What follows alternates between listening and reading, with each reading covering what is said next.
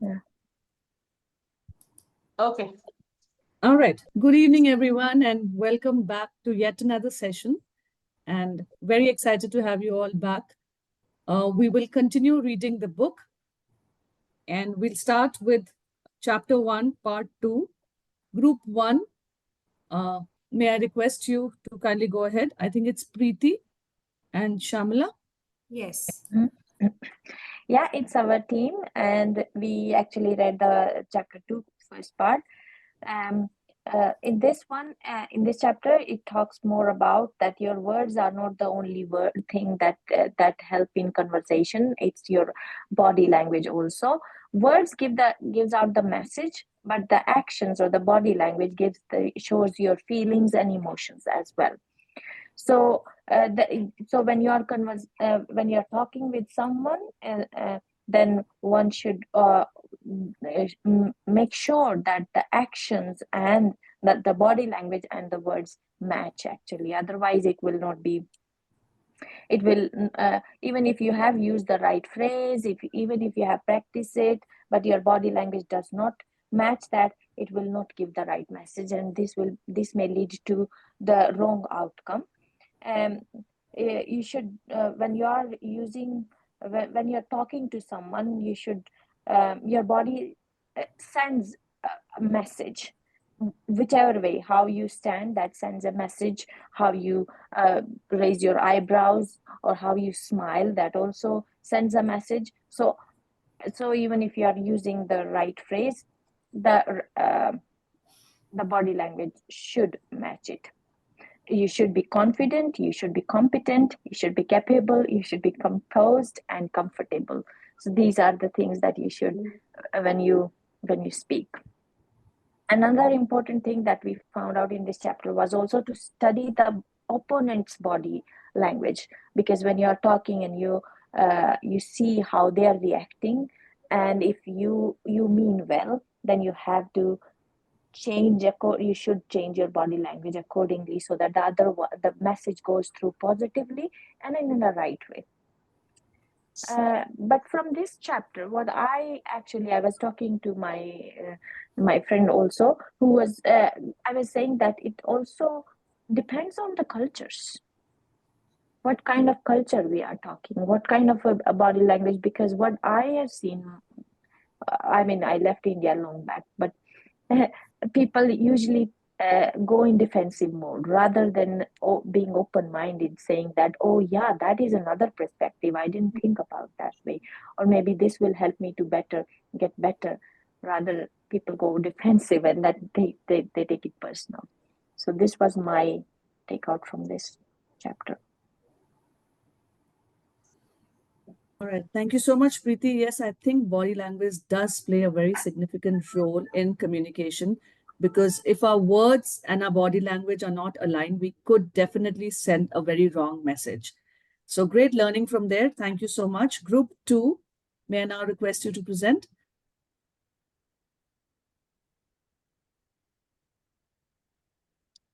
Baduri, you are mute.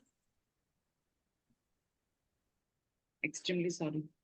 We got three aspects to look at. It take off from what Preeti said regarding body language.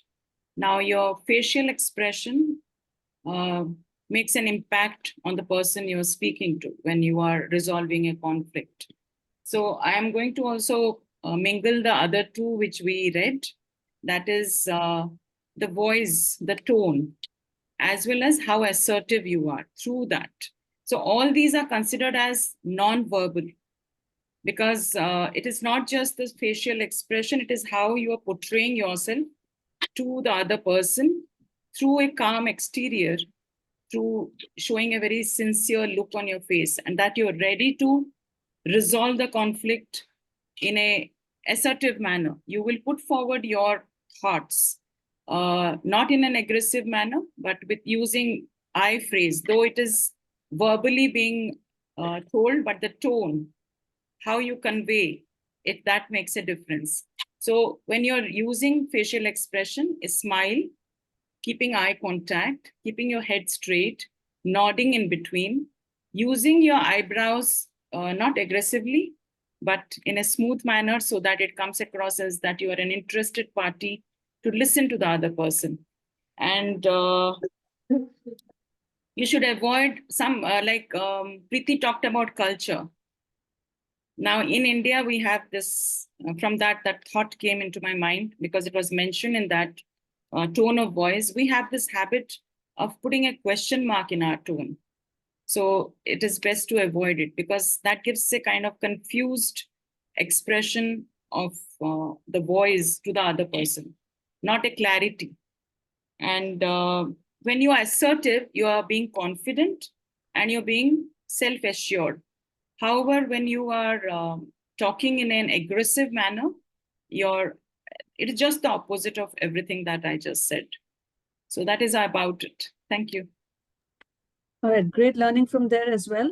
I just wanted to add something which is my personal view. You're welcome to, we can debate on it or have a counter view.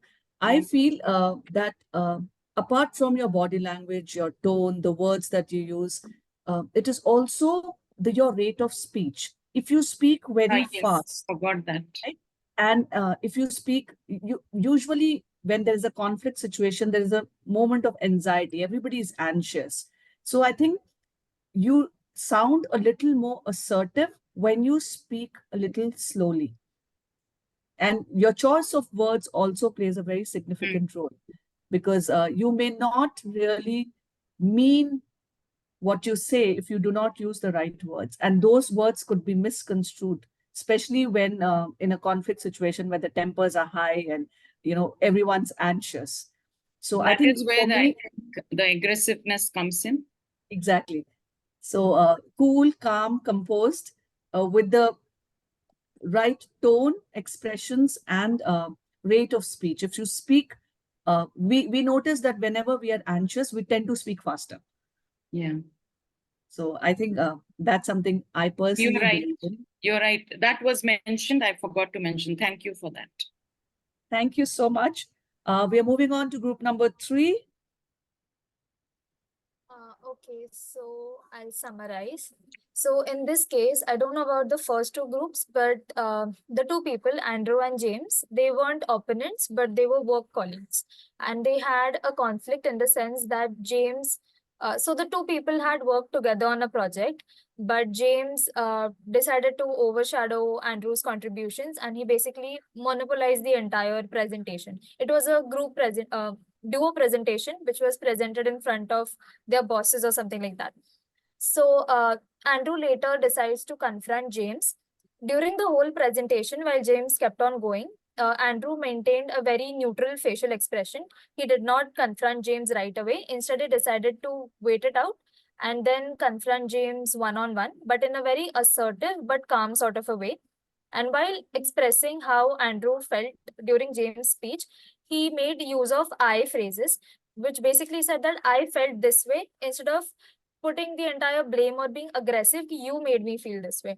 So it sort of showed that Andrew was expressive about his feelings. He was stern about them, but at the same time, he did not want the whole thing to escalate. And then later on, Andrew also played very closely observed James' nonverbal cues as well as his own, and he acted accordingly because James had a very defensive stance. He had shruggy shoulders, hands besides, and stuff like that. So then Andrew rehearsed what he was going to say to James, and then he said it accordingly. To which later on he proposed a compromise that in the next meeting Andrew would go first, and he assured James that his turn would definitely be given to him. And then James realized and understood his mistake, and he got a bit less defensive and a bit more understanding. And he said that if you want to take over the entire presentation, like I took over yours, you're free to do so. So they sort of reached a mutual point and reconciled because because Andrew knew that if he paid close attention to both his and James' nonverbal cues, it would lead to resolution. Otherwise, there was no point arguing over the entire thing. So that. Thank you so much, Vaishnavi.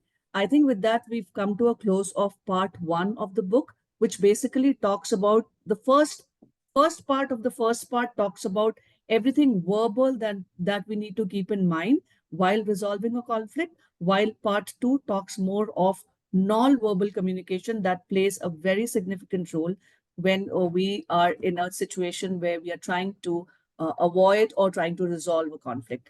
Thank you so much, guys. Now we'll move on to part 2, which is more about the steps that we can take. It's a very beautiful way that the author has proposed 5 critical steps through which any conflict can be resolved. So we'll now look into the 5 steps, and may I now request group number 4 to kindly present. So I'll just do the beginning, first part of it. Then Manali, you take over. Okay. Sure. So when we started off with this chapter 3, it talks about viewing conflict as an opportunity to grow and to strengthen the relationship. And it also talks about how you can look for ways to work through the problem. And it also gives you a few causes of conflicts. What are the different causes of conflicts? So these are the different causes. One is poor communication. If you do not communicate, then it causes conflict. Misunderstanding, occurrence of many changes. So if there are many changes happening and if you don't tell why it is happening and the rationale behind it, then that causes conflicts. Disagreement and personality clashes. So these are the different causes of conflicts. Now I would request Manali to take over the rest part of the reading. Yeah, so basically, I have just put down point wise. So, firstly, addressing conflicts directly is crucial, to maintain the cohesiveness or the effective functioning of a team. If you ignore tensions, I mean, if it will only, get escalated and, it will only hamper the productivity of the team.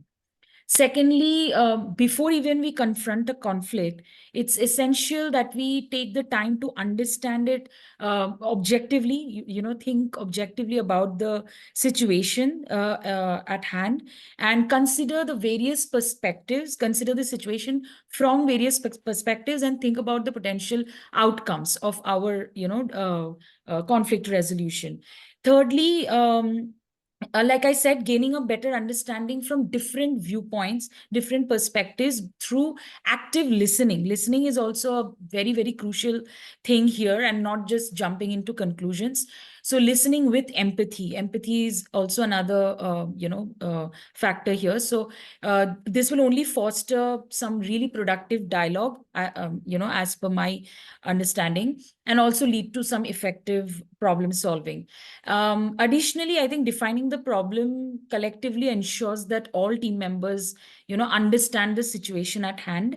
And, if you maintain, as leaders, if you maintain some composure and create a, conducive environment for a proper discussion, even when, the situation or the environment may not be emotionally very sound at that time, but it is still vital for resolving conflicts constructively. If we maintain, if you are in charge of resolving the conflict and if you are able to maintain that kind of, calm and composure.